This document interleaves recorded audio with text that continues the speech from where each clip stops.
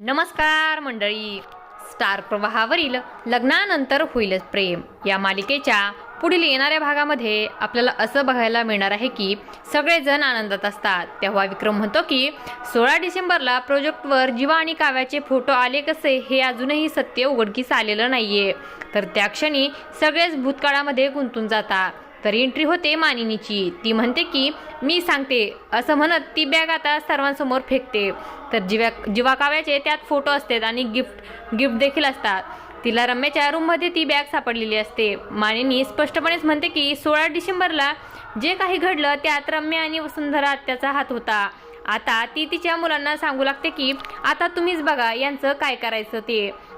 आता रम्याने अगोदरच सर्वांचं मन जिंकलेलं असतं आणि विश्वासही कमावलेला असतो.